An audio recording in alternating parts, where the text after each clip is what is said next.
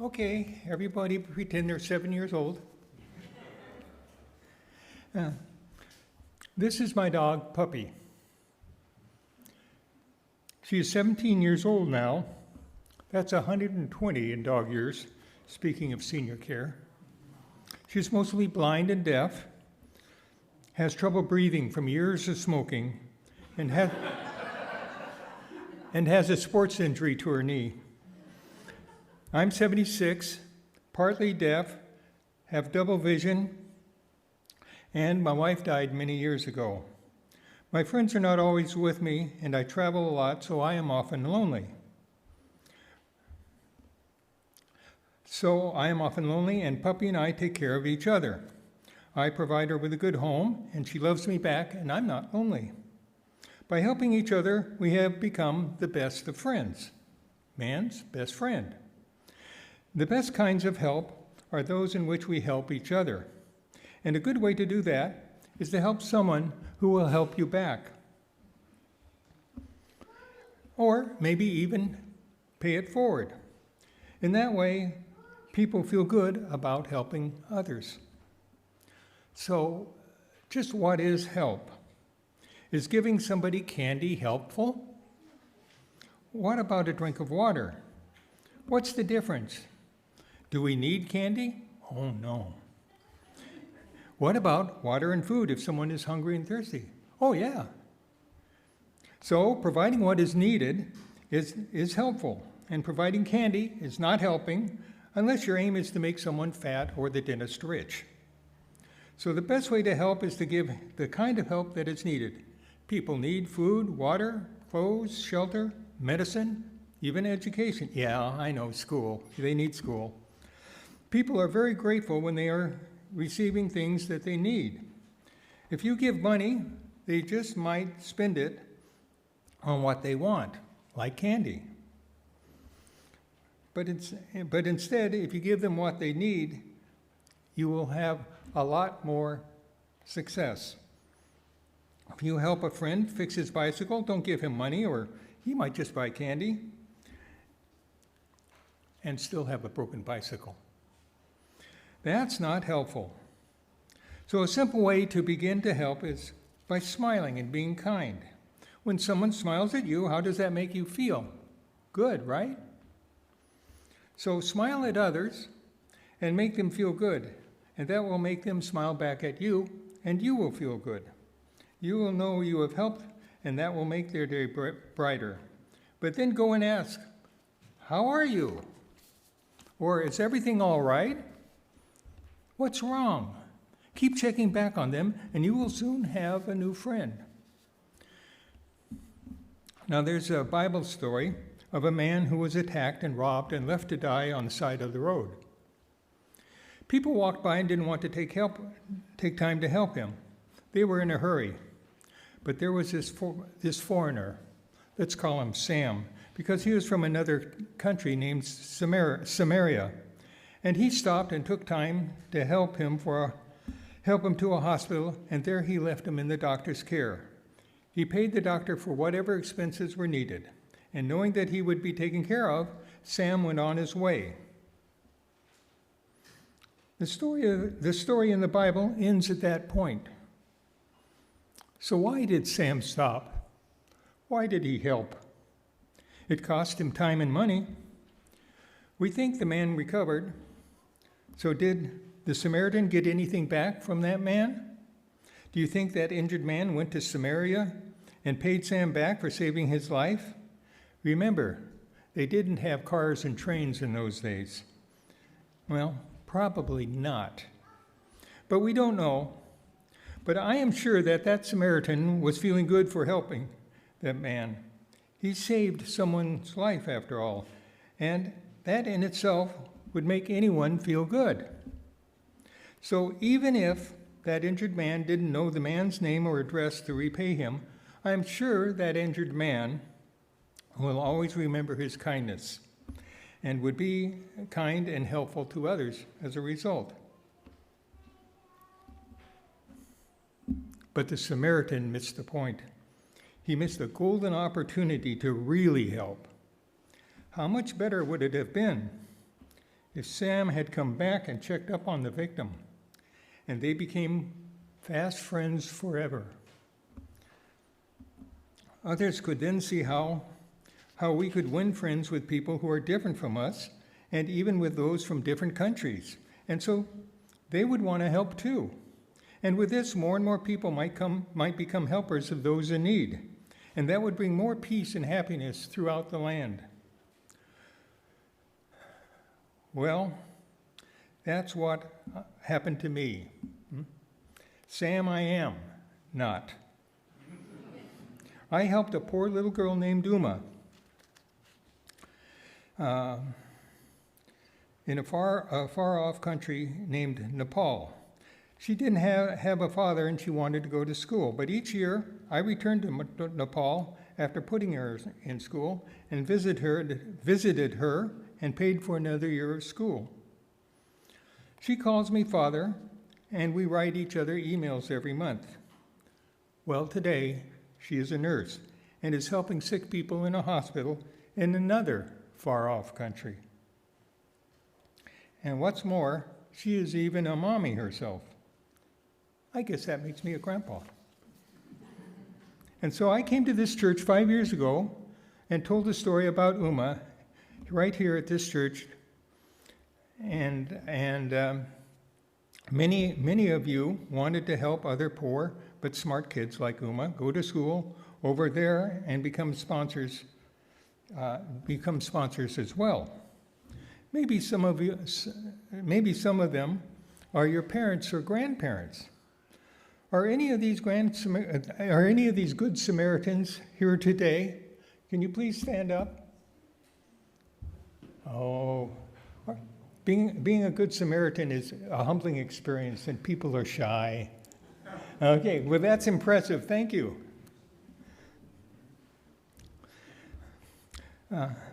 They have watched their students grow and learn over the past 11 years, or 5 years, some even 11 years when I was here before, and are happy that they made their students' lives much better. The children are happy because they are able to go to school, and so they worked hard and do well.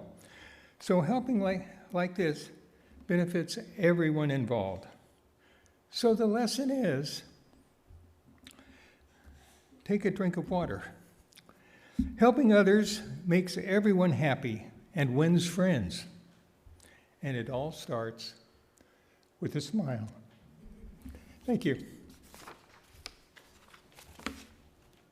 I'm Bev Morgan. Yep, I'm Bev Morgan. You've already heard from Earle and from Peter. Many members of this fellowship have created relationships with Answer students, and I'm one of those, and I'm going to tell you about my experience. Okay, you can hear me, right? I'm not singing. Okay, Manisha Siwa was my Answer student, and we met in writing in 2016. Every one of Manisha's letters was written in a neat, precise hand. Oh, you can't believe it. Every one of mine was, of course, typed. Each envelope included a copy of her grades for the school period, and she exceeded 94% in all of her subjects all those years. Twice a year, we corresponded. Twice a year, she sent me her grades and pictures and drawings that she had done. Every letter thanked me for my continued support of her education and kept me posted on her studies. In later letters, she talked about her possibilities for furthering education. At first, she planned to study overseas like her friends, but instead she chose to stay in Nepal and pursue a Bachelor of Science degree in Information Technology and Computer Science. Smart cookie. In early letters, she sent colorful drawings, and each letter included photos of a barely smiling girl with long black hair, neatly dressed in a school uniform. She'll be there in a second. Of course, she asked for photos of me, and didn't understand that people in their 60s aren't that photogenic, but I sent pictures of Tom and me. There she is. Pictures of Tom and me and of my trio. She said I was cute with my short hair. Our letters always began with namaste and were filled with the details of our lives. Through Manisha, I learned a lot about Nepalese and Hindi customs. We touched on holidays, families, festivals, and weather in Fahrenheit and Celsius. She explained how her two younger brothers' names, Manish and Anish, were derived from hers because she's the oldest, and Nepalese parents give their children similar names. Her father is involved in preserving and playing traditional musical instruments, and Manisha performed a Dusi Bailia while he played. She wrote of a day trip she took with friends, enjoying lots of singing and guitar playing, visited a temple, and had many new experiences. And much of what I have here is verbatim from Manisha's letters, and her grasp of English is amazing. I bet you Earle will tell you about that. She liked the photo of my trio and noted that we shared the love of singing with our friends. Her next letter expressed excitement over my letter, and I finally sent photos, reported that she's now in class 10 and ranked first among 31 students. She enjoyed her math teachers and math the way he taught it. She may have had a crush on him, I don't know. She participated in a speech competition on the subject of leadership and development and took third place. As she wrote, summer had begun. A time for ice cream, yay, resting in the shade, and watching the tourists. I hope they're as well behaved as Manisha. Manisha loves nature, and she often sent drawings of birds and flowers and trees and the mountains, and she truly appreciates the beauty of Nepal, her mountainous country. Every letter expressed her drive to do well in school and keep achieving high marks and without fail. Thank me for my financial support. Finally, the photo with the September 19 letter, oh, could you bring that back up? Showed a long-haired young woman, still in a uniform, with a real smile showing teeth. Yay. This was 6 months before the COVID hit, but she mentioned an outbreak of dengue fever that affected the population. But on a positive note, she wrote about Dashain, a major autumn festival, not unlike our Halloween in some ways, with blessings of tika. Excuse me. Tika, that red dot in the forehead, and new clothes and delicious food and lots of music and dancing. Dashain, not unlike our Thanksgiving, is followed by Tahar, a winter celebration of lights. Excuse me. Yes, I've added see Nepal to my bucket list, and I will definitely be during Dashain and Tihar. Oh, thank you, Earle. My goodness, thank you. And now it's time for some special music. I'm not Polly Ragusa, I'm Beth Harrison, but Polly couldn't be here today, regrettably, and she asked me to read her reflection. When Earle Canfield spoke to our fellowship several years ago, I immediately decided to support Answer and sponsor a Nepalese child. Sitting down to write that first letter, it hit me. What can a 50-something, white, privileged American female share with a 14-year-old child living across the world in less than optimal conditions? I struggled, sitting at my computer, moving my fingers, but not typing. I started simple, shared my interests, who was in my family, and what I did for a living. Basic, but a start. I asked her a few simple questions that she might respond to in a follow-up letter. And now, close to 8 years later, I have this brilliant, fairly deep relationship with a 21-year-old that came about through consistent letter writing, always sprinkled with details, joys, sorrow, compassion, and much more. What Kabita has taught me is that no matter the person, the age, the circumstance, the distance, or the time between communications, we are all just human beings who want to connect with each other. First slide.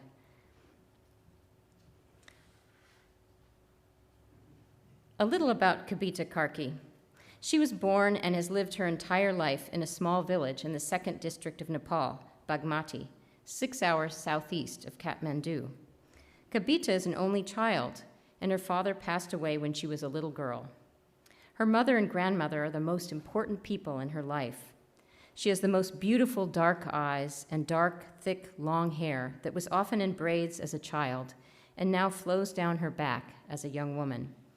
She is a social person and prefers to be with groups of people.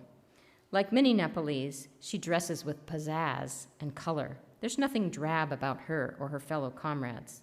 Second slide. Together, in 8 years, Kabita and I have lost people very close to us. For her, a grandfather, and most recently, her grandmother in the slide. And she wrote to me, "I forget all of my pain when I'm with my grandmother."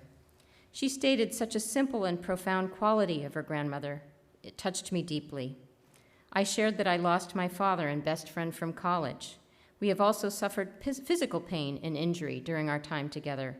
For her, kidney stone problems resulting in surgery and a painful aftermath.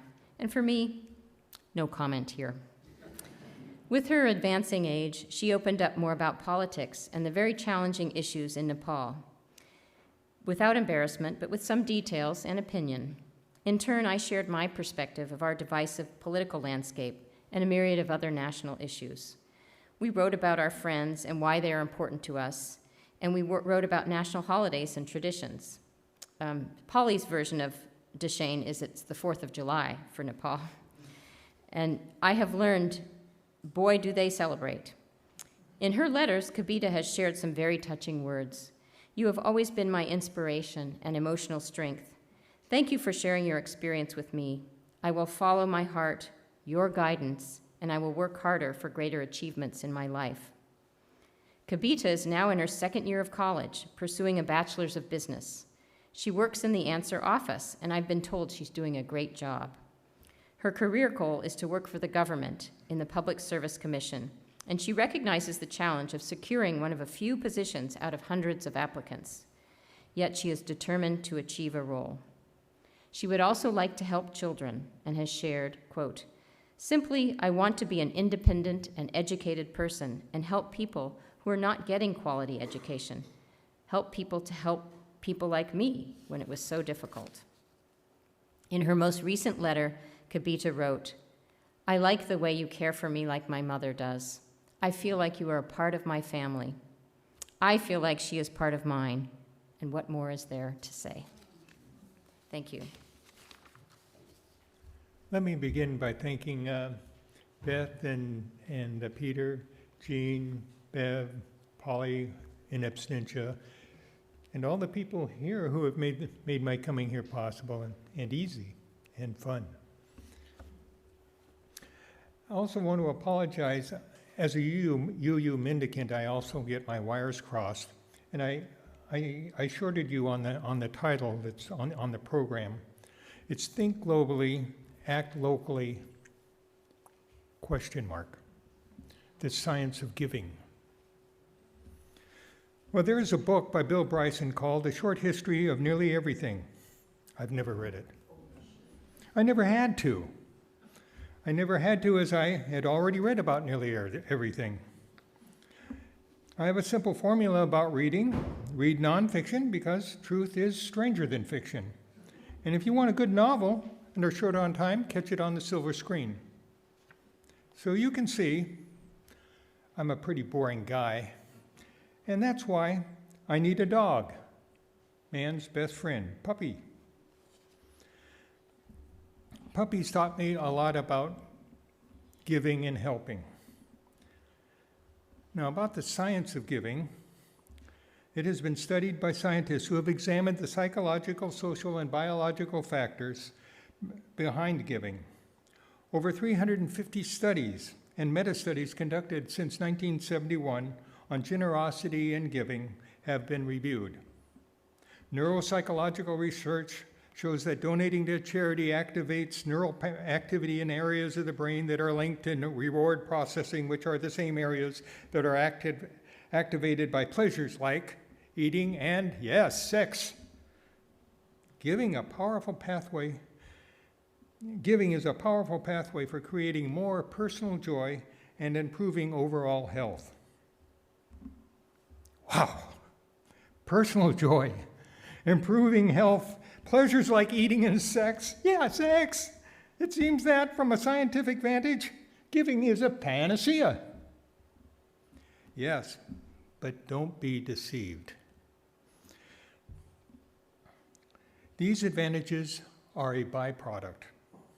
The gift is helping someone in need and in and of itself. If you are giving just for your own health and pleasure, you've missed the point. The focus is on others. By definition, giving is about addressing the needs of others, and to do that, we want to maximize its effectiveness. Amazingly, however, and this is important, the more effective your gift is in helping others, that's effective help. And the better we get to know these people, the more positive the results are for both parties. For example, when I put $1 in a Salvation Army kettle at Christmas time, I feel good, not so much for myself,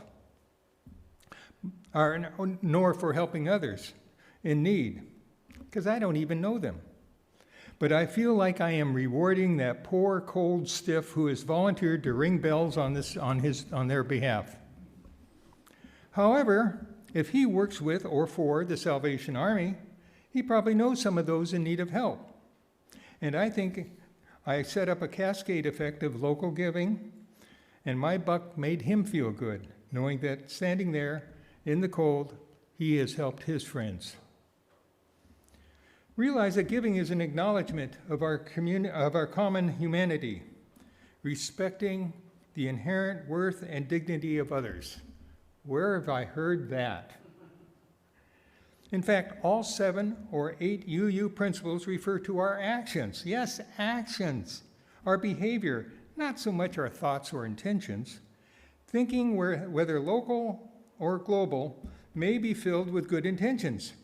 But remember, the road to hell is paved with good intentions. So it is the effectiveness of our actions, not our intentions, that is important. And that requires careful consideration.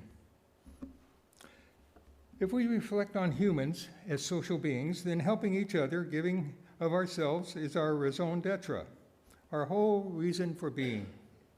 When we smile at others, share our joys and concerns, or console others, we are giving of ourselves. Sharing a joy is doubled, and a burden is half. Giving is empathy in action. Its purpose is to link us together into a tighter, more cooperative social network. In other words, community building. Yes, all this is mutually beneficial. Both parties feel better, and the community is strengthened. Now, because we are social beings, helping each other helping each other and giving of ourselves has been bred into us. Why else is our DNA programmed to give us an endorphin rush when working together and helping each other? In fact, giving of oneself and helping each other is not just a human trait. We find it in many social animals, even insects. And what's more, we even find cooperative giving between social species. For example, dogs and wolves are both social animals, but only dogs will trust and befriend humans. The same is true of horses and zebras. Zebras, like wolves, will bond and share only within their pack or herd. So something special is missing. Trust.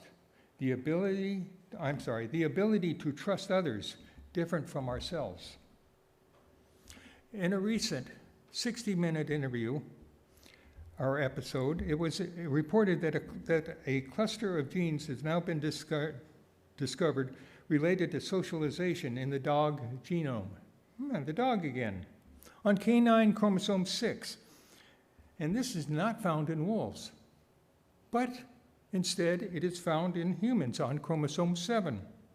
So dogs are not only able to bond with us, trust us outside of their species, but we can do the same to them. These genes in dogs, as well as in humans, permit us to trust others beyond our pack, beyond our family and our clan and our country. They expand our ability to help others. If we can bond to dogs and even pot-bellied pigs, I ask you, why is it that Rodney King, no wonder Rodney King poses the good question, why can't we all just get along?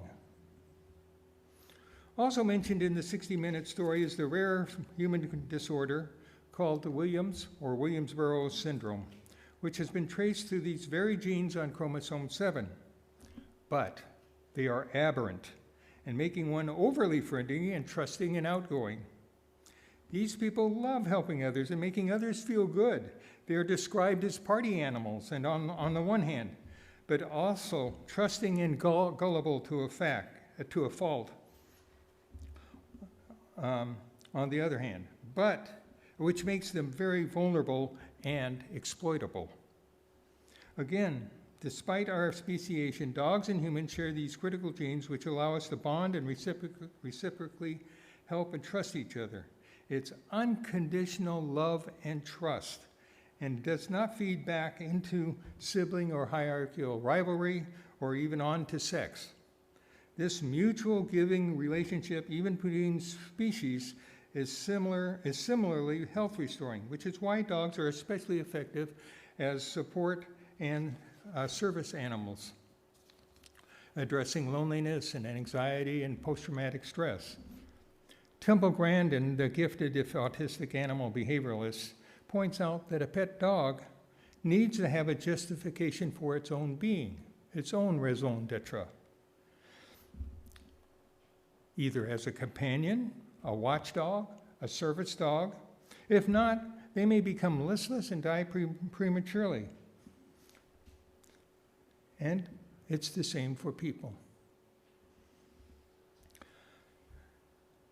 Well, I am not sure just what think globally and act locally means beyond climate change. In fact, it seems to be one of those generalizations that are dangerous, as it infers that local thinking and global giving are to be disregarded. In fact, some church members worry that global giving will come at the expense of local giving. Not true. Yes, less effective giving results in less giving. But fishermen know that the more fish you catch, the more one loves to fish.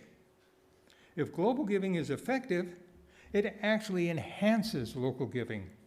What I have discovered is that often our answer sponsors become more interested in giving to other causes, both local and global.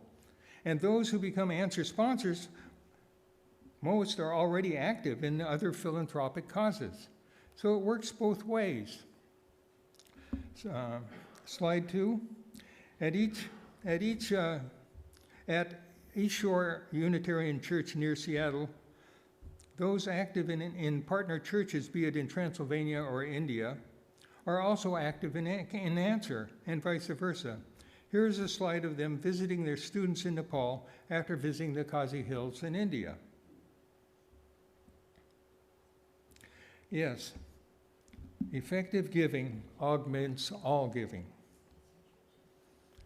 Now I have a story about local giving from my own personal history.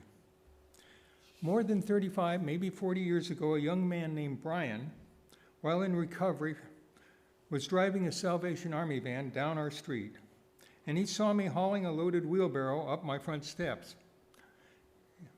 He stopped the truck in the middle of the street, ran over and asked if I needed help. Well, I helped him on the spot. I hired him on the spot and made out a check for $100 to buy materials. And I was relieved to see him the next day. But I was more concerned for him than for me. Brian later confessed that up to that moment, no one had ever given him a check or money in advance for anything. So he was as naive as I was. And for weeks, we worked arm in arm, tilling the land together. My home is over 120 years old. That's 850 dog years. So Brian has helped me over and over again on various projects, and we have become really fast friends. As in any relationship, building trust. Building trust is key, and it begins with trusting your gut feeling. Who would use a Salvation Army truck to scam for just $100? Well, I credit Brian for also showing me that help is more than just giving money to good causes. It's a personal caring and involvement in which trust and friendships are made. And that is the reward. Now, whenever Brian needs money, he calls me up and I simply loan it to him to work off. Again, it's simply trust. Brian is now a homeowner himself and his own handyman, and working all the while at the Salvation Army, he went back to school and he earned a BSW and then an MSW, and now works as an addiction counselor for Salvation Army. He has a lovely wife who also became a counselor for the Salvation Army recently. I concede my giving experience with Brian was a shot in the dark. But now I realize I have become part of his personal growth that has not only made me feel good, but made me feel proud knowing that I have truly helped another. But he also taught me what is important about giving. That's trust and building relationships. And if it weren't for him, my local help would not have gone global, and I probably never would have helped Uma. In 1997, I had returned to Nepal to further my overseas training as a physician and surgeon assistant in a charity hospital for children. Being a man of very limited means, that is another story. I pondered how I could best help a little street girl in Nepal named Uma, and with that, how I could best help those in Nepal with my medical school skills. Yes, it was 25 years ago that I first met a little street girl in Kathmandu named Uma, feverishly multitasking on the front steps of a little shop. My God, she must be 35 by now. Anyway, she was studying on the front steps of a shop, writing her lesson on a notebook in her lap, rocking a baby with her other arm, and selling cigarettes to passerbys, while keeping one eye on and occasionally yelling out to her little brother chasing a ball into the street, while motorcycles are whizzing by. I was overwhelmed at how she managed it. The shopkeeper behind her helped me connect the dots. Uma didn't know her age or her birthday even. She was in the 3rd grade and in a tuition-free government school and was a good student, so I guess she was about 8 or 10. After school, she tended to her mother's store, which was that little reed-woven tray on the step beside her, holding single cigarettes for sale. This tray, I guess, provided the sole earnings that would cover their rent and food money for her family of 4 that day, each and every day. One cigarette cost a penny. So just imagine the profit margin and their measly earnings. Later, I learned much more of Uma's story, events shared by many who lived in developing countries. Her father had abandoned her mother right after her birth, and the stepfather who followed had sired her 2 half-brothers and had also abandoned Uma's mother. Throughout Uma's life, her mother kept taking in men to survive, as the cigarettes provided only for incidentals. She kept having their babies in hopes that this would ensure their continued support. It never did. Finally, we learned that Uma's birth was never registered, so she was a non-entity and was denied citizenship, and thus would not be able to attend college. This we were finally able to overcome once we tracked down her father. Well, this was my 2nd visit to Nepal, and this time my partner Mary Jane, a retired special ed teacher, accompanied me. A few days later, Mary Jane met Uma, and Uma showed off her command of English by proudly pointing to a flower and spelled out Flower. We came to know that neither she nor her doctor nor her teacher knew how to pronounce it. We came to know that and sadly we learned that Uma had already been taught all the English that she would get in the government school system. Mary Jane and I talked it over, and we agreed to merge our funds and enroll Uma in a private school where Mary Jane was volunteering. Private schools teach in English, so that Uma would not just learn to speak English, but get a better education as well. As in India, English is the lingua franca of the educated, be it medicine, science and technology, law, or business. This transfer to a private education was her ticket to get off of the street. Her mother consented, and Uma worked her tail off. However, as Uma didn't know English, she was demoted to the first grade in order to learn to speak it. But in the next 3 years, she proved herself. She made up lost time by skipping 2 grades and was right where she should have been, if not set back. And she was now fluent in English and first in her class and wanting to be a doctor.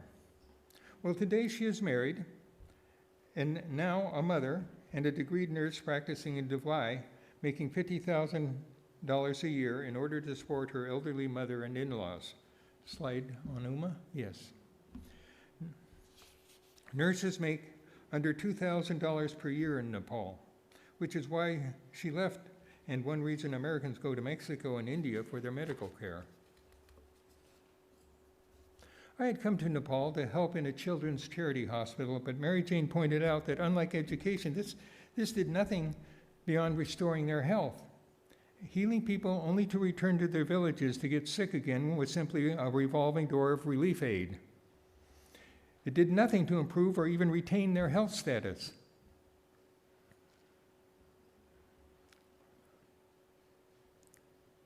Education was needed. Even if the surgery or treatment provided a complete cure, these destitute children would not ever be able to escape poverty. I had a terrible pit in my stomach, thinking that what would become of them? Where was that good feeling of helping? But with Uma, I was feeling great pride in what she was achieving, and it was only costing a pittance, providing a good education, which could not just change a life, but impact health of a number of lives, that of her extended family and all of her patients. And so in 2001, with the encouragement of friends here and overseas, or over there, Mary Jane and I founded Answer, and Uma became the prototype of the student we would support. And those friends became our sponsors. Today, 23 years later, Answer has educated over 1,600 students, with hundreds in the pipeline and hundreds more with college and professional degrees. One woman is a rocket scientist, as Peter mentioned. Her rocket was launched in 2021 at the SpaceX Center in New Mexico. For those who have a Tesla, feel good about that.